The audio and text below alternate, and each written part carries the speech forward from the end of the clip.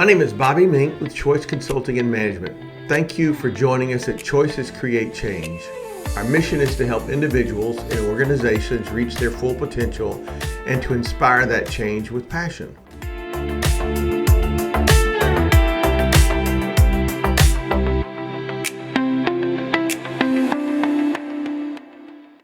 Today, we will be discussing leadership. It really doesn't matter if it's you individually, your family, or your company. We all know that everything rises and falls on leadership. So let's get started. So what are some of the biggest issues or challenges you see as it relates to leadership? People not really being aware of their impact, not understanding that people are watching, decisions they may be making that could be impacting others and they're not aware. What are some things that you see as it relates to challenges with leadership? For example, leaders can make several important decisions about an issue, and at times it takes others to understand the question, but sometimes they don't really listen to the people around them or the situations or the fact, and maybe don't understand the impact. Leadership is a set of behaviors used to help people align their collective direction, to execute strategic plans, and to continually renew an organization. Leadership is a learned behavior that becomes unconscious and automatic over time. I've heard a lot of people say, "Oh, I'm not a leader," but what you don't understand is we are usually influencing somebody around us, which is leadership. If you don't hear anything else that I say, this is a takeaway. Leadership, the work of creating and maintaining an environment in which people accomplish goals efficiently and effectively. Let me say that again. Leadership is the work of creating and maintaining an environment in which people accomplish goals efficiently and effectively. If you want to understand what your task list needs to look like every day as you're running your family or you're running your organization, your task list, your work is to create and maintain environments where people can accomplish goals efficiently and effectively. It is our job as leaders to make sure we're creating the environment, the systems, the process, the culture where people can get things done. It is super frustrating as somebody on a team or even somebody in a family where we're really unsure about what's going on. We're really unsure about what we should be doing or not doing. And it's very confusing. And so the environment makes it very difficult to be really successful or to give you all of my heart and my experience and my passions. Leadership is the work of creating and maintaining environments, which is really difficult, but it is paramount for us to make sure that we understand as we work, move, and breathe as leaders, that it's as much about the environment we're creating as it is us and our skill set. The process of making great decisions as a leader comes from the years or months or days of experience as leaders that we have been walking this journey, and we realize the impact that what we're doing has on other people, and that starts to influence their situations, which means we as leaders need to make sure we understand the impact that we're making on the people that are around us. Okay, one of the things that great leaders do is they make others feel safe to speak up. Many times, leaders intimidate their colleagues or their family or their coworkers with their title and their power just when they walk into a room. We need to make sure we understand if it's a situation of fear, people will not be engaged. They will not give you all of their experience. They will not give you all of their talents or their passions, right? We have to make sure that people don't feel intimidated by us as we walk into the room or as we're working. Successful leaders deflect attention away from themselves and encourage others to voice their opinions. You've probably heard it said, servant leadership is key. My job as a leader is to support and to create an environment where you can be a rock star. So I don't really need all the attention. What I need is great results from my people or my team, and I do that by making sure I'm supporting them in what they need with the tools that they need so they can get done their job successfully. Leaders are experts in making others feel safe to speak up, and they confidently share their perspective and points of view. So, in other words, when I ask someone's opinion and they give it to me, I need to be very careful with how I respond. And what I've noticed, a lot of times the voice will say, "That's great," but the facial expressions look very confused or frustrated. So be careful as you're leading your team or your people that your face and your images and your perspective match what your voice says. I need to make sure others feel safe to speak up, even sometimes when the suggestion or the thought may be way off base, maybe ridiculous. It could be a terrible idea, but I've got to make sure as the leader that I respond in a way so that in the future they'll speak up again. I might be able to say, "That's an interesting idea. It's probably not okay for where we are today, but let's put that on the back burner and revisit it maybe in a few months or sometime next year." But I need to affirm the fact that somebody's thinking about what they're doing and they're making suggestions to hopefully help us get better. I need to make sure that people around me feel safe to speak up. What happens if I don't? You as a leader are going to find yourself on an island and you're not going to know everything that you need to know because people will not share. I worked with an organization at one point where we had a big meeting with all the vice presidents and CEOs and COOs with the owner. And in that meeting, we also had some department heads that were the next level down in management. So we got prepared for the meeting. We did all the research. We brought the reports together. And as we were presenting the information, which was really good information, the owner of the company said, "Look, this is not the direction we're going. This is not information we needed. We do not need to bring this kind of information to this meeting in the future. Are we clear?" And so what happened is everybody that worked on that part of the meeting and that part of the information from that meeting forward, we didn't share. The other person that brought the data together, they never spoke up at another meeting. So be careful as the leader of how you respond to the people that are around you. Great leaders make others feel safe to speak up. Here's another thing we noticed, that great leaders make decisions. It is interesting. I worked with a company where the owner was very cautious about decisions that needed to be made. So he would say, "Let me think about it." And instead of thinking about it for a day or two, it could be weeks or months. And in a lot of situations, we lost the opportunity because we couldn't make a decision, right? Great leaders make decisions. Successful leaders are expert decision makers. I had an opportunity to work with some owners, and the company said they're can kickers. And I was like, "What does that mean?" It means when we have a great opportunity and we need to get together and make a really quick decision for the company to move some things forward, they always say, "I need some time to think," which I think is fine and probably very wise. But days or weeks or months go by and we haven't made a decision, the entire opportunity has slipped by. Successful leaders are expert decision makers. They either facilitate the dialogue to empower their colleagues to reach a strategic conclusion, or they do it themselves. I'm totally fine having the people on the team bringing the facts and the information that we need, and then asking them, "What do you think we need to do?" And if it feels good, okay, you guys go ahead and do that. Let's just go ahead and make a decision that you can move forward, right? So it's okay to have the team empowered to make decisions. But if not, I need to make the decisions as the leader, right? They either facilitate the dialogue to empower their colleagues to reach a strategic conclusion, or they do it themselves. They focus on making things happen at all times. Decision-making activities that sustain progress. Faith without works is dead, is what the good book says. There has to be motion. We're either moving forward or we're slowly sliding backwards. Successful leaders have mastered the art of politicking and thus don't waste their time on issues that disrupt momentum.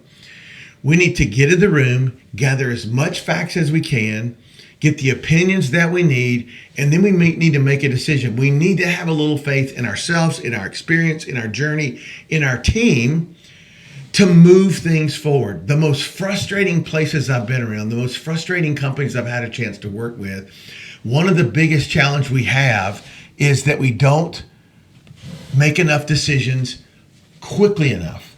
What happens is the team loses excitement, they lose passion, there's a little bit of give up, whatever, right? So we need to make sure we make decisions. Great leaders make decisions. The other thing great leaders do is they communicate expectations. Successful leaders are great communicators, and this is especially true when it comes to performance expectations. In doing so, they remind their colleagues of the organization's core values and mission statement, ensuring that their vision is properly translated and actionable objectives are properly executed. The good book says, without a vision, people perish. And what I notice a lot, quite often in most organizations, is there's serious confusion about what everybody's doing and where we're going, right? You have to have clarity. And in clarity, that means we have to understand where we're going. When we understand where we're going, we can then begin to put together the metrics of how we're going to measure when we get there, but also the journey as we get there. When we begin to put the metrics in place, we can then turn to our team members and share, here's the results we're going to be expecting as we're moving forward.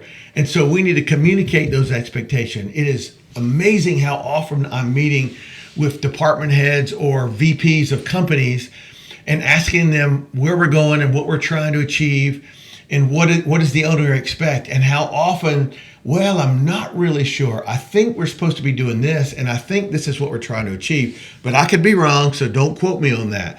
Great leaders communicate expectations. We need to make sure we have clarity. If you want to maximize the people on your team and the impact of your people on the team, and to use all of their gifts and passions and skill set, they need to know what they're doing.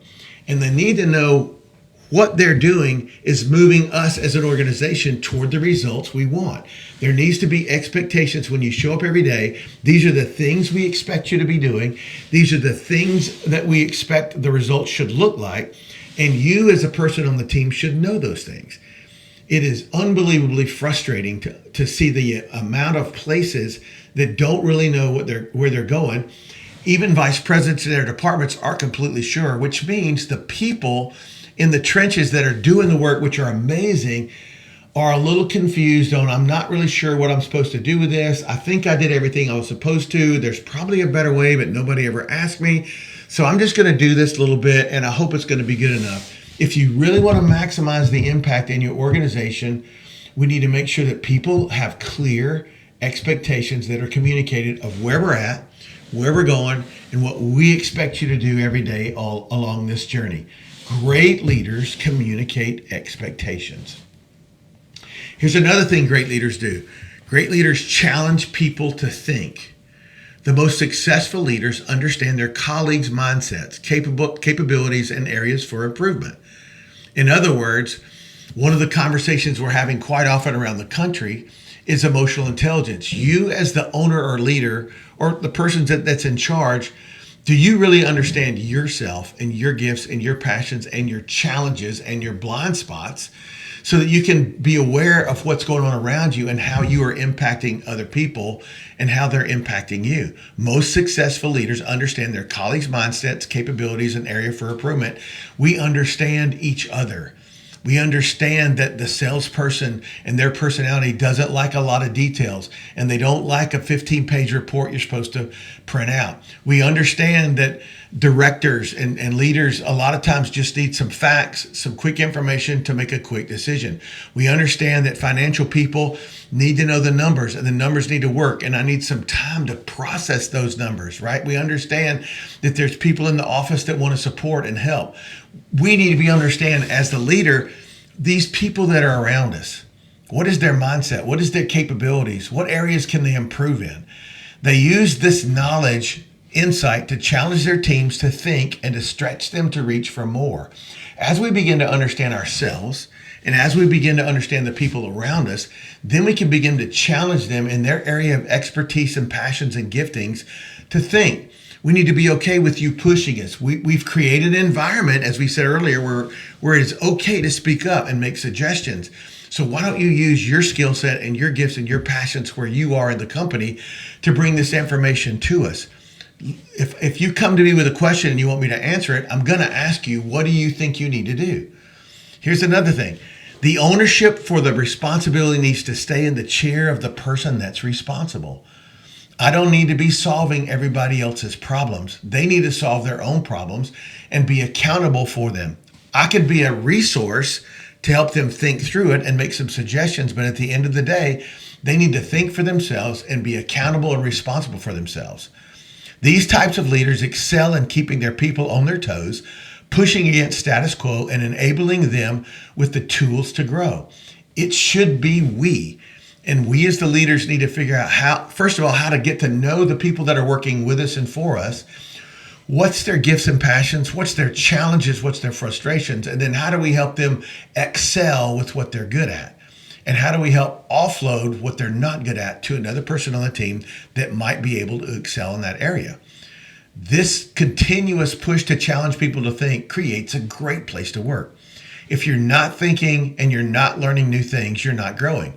And if you're not learning, you're not growing. And over time, you become irrelevant in your work. That speaks to us as owners and leaders, but it also speaks to the people on our team. They need to continue to be pushed.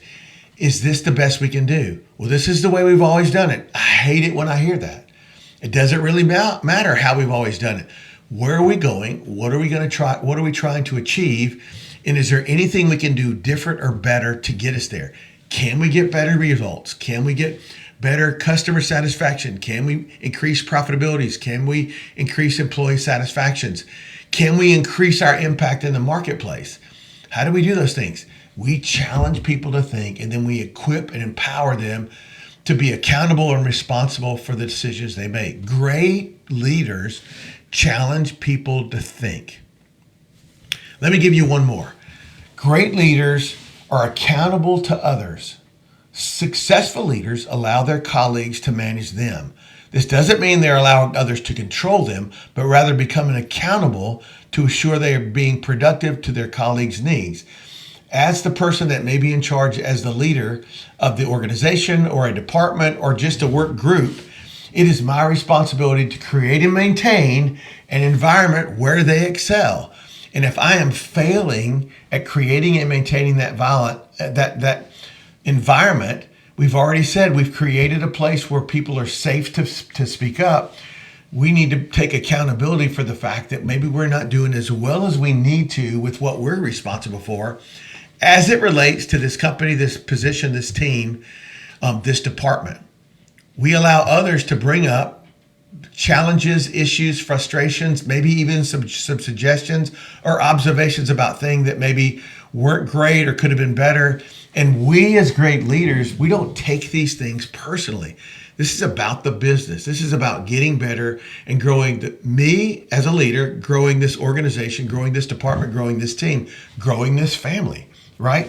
We need to become accountable to assure they're being proactive to their colleagues' needs. It needs to be okay for people to speak up and challenge if it doesn't seem like we're getting the results we need. And beyond just mentoring and sponsoring selected employees, being accountable to others is a sign that your leader is focused more on your success than just their own. I had a company owner a couple of months ago that I started working with, and the first day in his organization, as we were talking about his company and the challenges and the opportunities over the next few months to improve, he said, Bobby, probably the biggest problem in the company is probably going to be me. I think I might be creating the most drama and challenges. And so I think if you can help me get better, if you can help me be accountable to others, I think we can move forward as an organization. All right. So thank you so much for listening today to Choices Create Change. This is Bobby Mink with Choice Consulting and Management. Hope you guys have a blessed day. Go crush it.